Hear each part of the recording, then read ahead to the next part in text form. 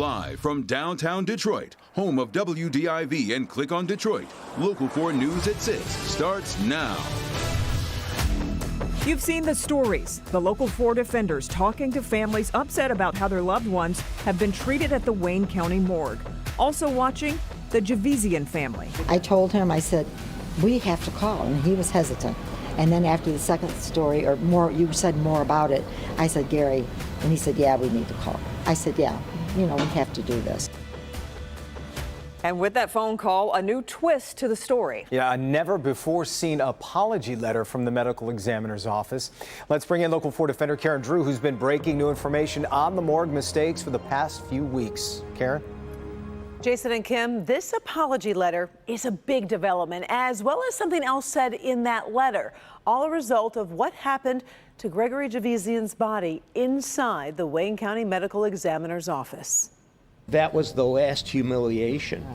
To now he's a closed casket because his body's in such bad shape. It's taken 4 years for Gary and Patty Javisian to publicly speak about what happened to their 32-year-old son, Gregory. It was horrible, just horrible, heartbreaking. But after seeing other families come forward to the Local 4 defenders about how their loved ones were treated at the Wayne County morgue, they felt the time was right. This isn't a story that's unique to me, to us. You see, the Javisians have something besides a horror story about how their son was treated at the morgue. They have documents they're sharing only with the Local 4 defenders. But first, Gregory Javisian's story. Gregory was adopted by the Javisians, raised in Troy, and ran into troubles with drugs at a young age. He was a father who loved his children. It was July of 2017 when Gregory's body was found behind the orchestra tower off of Woodward and MLK in Detroit, laying in a field. He just couldn't beat his addiction.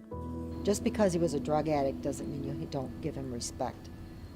He has family, he's loved, but doesn't mean he's a bad person. In the family's lawsuit against the medical examiner's office, it states Gregory's driver's license and social security card was on him when he died. The medic pronounced death by drug overdose. The family contends there was no need for an autopsy. But Gregory's body was brought to the morgue, and before even attempting to identify the body, an autopsy was performed. The lawsuit states the medical examiner intentionally mutilated Gregory's body without consent. To us, it was a disgrace. Gregory's body would sit at the morgue, decomposing for 22 days. The lawsuit stating denying the Javisians the comfort of knowing their son had been given a peaceful and dignified resting place. Do not feel sorry for us. Feel sorry for Gregory. The Javisians sued, got a small settlement, and got what they really wanted, an apology from the medical examiner, Dr. Carl Schmidt, and a plan for change, stating, "You have our sincere apology for our office not taking the proper steps to notify you in a timely manner." Dr. Schmidt went on to state, "This was a very rare but serious incident, and the office has instituted certain changes so this kind of error is not repeated." I thought, well, they're doing something, and we were very, very much encouraged, and we were happy. Then recently, the Javisians started seeing my Local 4 defender investigations and realized the issues at the morgue have not been fixed. It was time to speak up and go public and demand one simple thing. That's what I'm looking for, are human beings to take care of a very human tragedy. Human beings to take care of a very human tragedy. The Javisians say they're hoping employees at the morgue now will speak up, demand change, since it appears this behavior has not been stopped by management.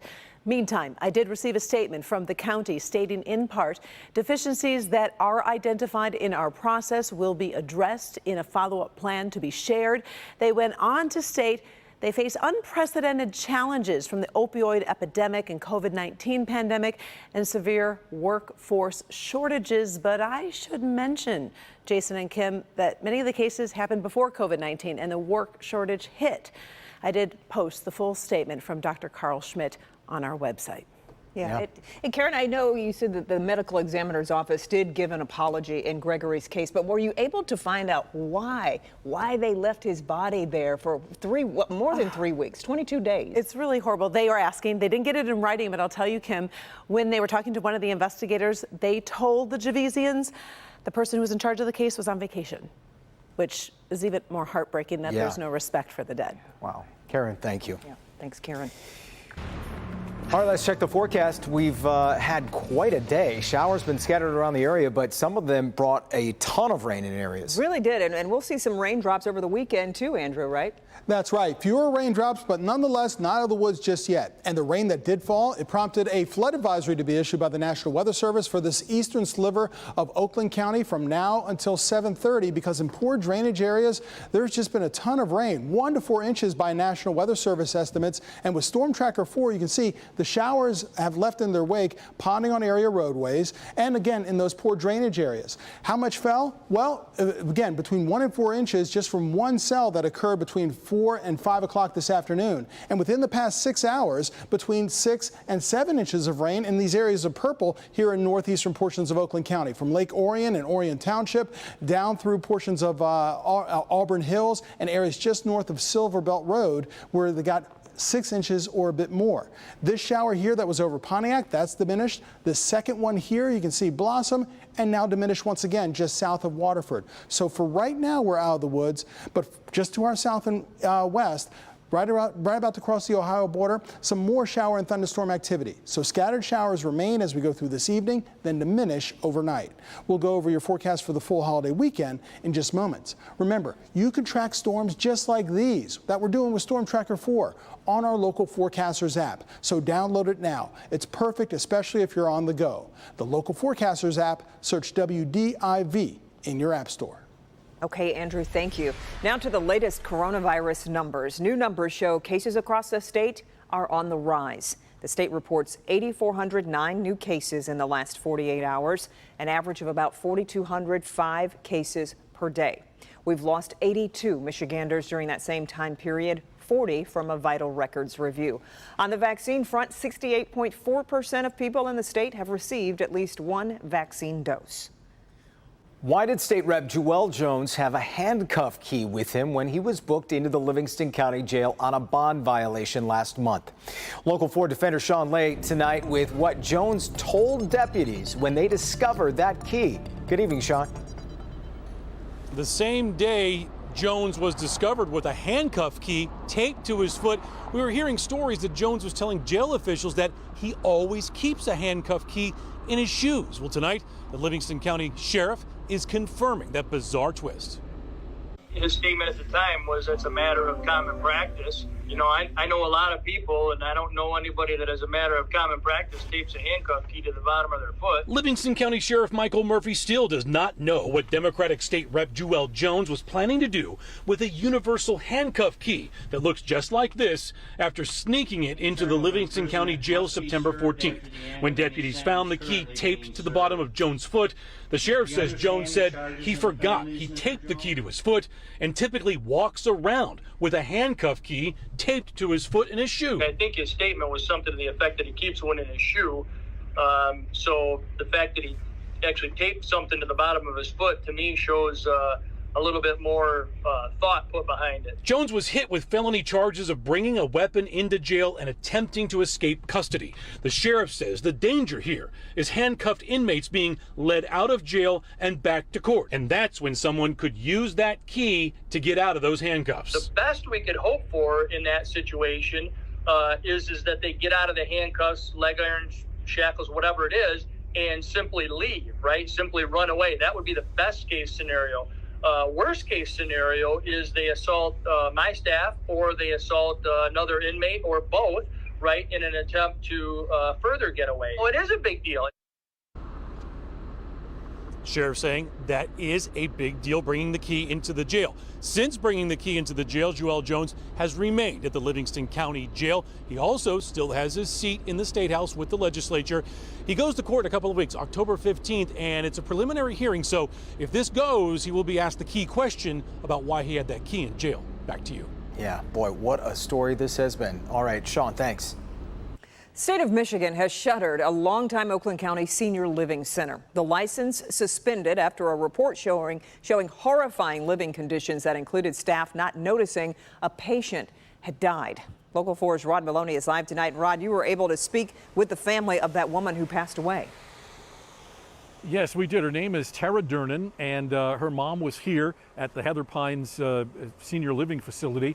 Place is closed. All of the patients have been moved out of here, we're told. And the state issued a report that is so disgusting, we're not going to even give you the details here at dinner time. It's not dinner time friendly. But Tara has had a very bad few months here, and it was quite sad today, quite distraught, frankly, about what she says happened to her mother here. I was furious, devastated. Tara Durnan put her 73-year-old mother, Yvonne Everton of Waterford, in the highly recommended Heather Pines last spring because it was so close to her home. Shortly thereafter, Yvonne suffered a severe medical setback, bringing on other lingering health issues along with dementia. She started receiving hospice care. But on July 29th, Tara tells Local 4 the home let her know that her mother had been showered and brought to the facility's common area in a wheelchair, where she then met with a pastor for a prayer session. Tara says that he left Yvonne shortly after 3 p.m. Tara and her fiance decided to stop by for a surprise visit just before 6 p.m. As soon as we walked in the door, we were staring at her hunched over at that spot in the dining room, deceased. Rigor mortis had already set in at that time. Evidence Yvonne had been seated there for hours. It was extremely difficult, especially since the staff was feeding the other residents dinner around her, and somebody had actually put a clean plate on the table in front of her as if they were going to feed her. Both Tara and the state report say that staff lied about her care that afternoon. Losing her like this is unacceptable. Now, the state is not just suspending the license here. They're looking to close the place down permanently. The owners have about a half a dozen other locations, and we're told that some of the patients who left here today have gone to some of those other facilities. The owners have a week to respond to the suspension. We reached out to them today. Didn't get a comment today, but Jason Colthorpe had a chance to talk to the owners last night, and they said that many of the problems that the state cited in its report were previous problems that they say have been fixed, and they said that they have done nothing wrong here. So we're going to have to follow this one to see where this is headed. Reporting live in Independence Township, Rod Maloney, Local 4. Just awful, awful details to hear what happened inside there. Rod, thanks. Yeah, we'll be watching that story for sure. Every rescue dog has its own unique story. This one's involved a fire at a church, and the pup has a new name that's a perfect fit. We'll have that story, and here's Priya. It's a reunion half a century in the making. How this biological mother and daughter reunited after decades apart.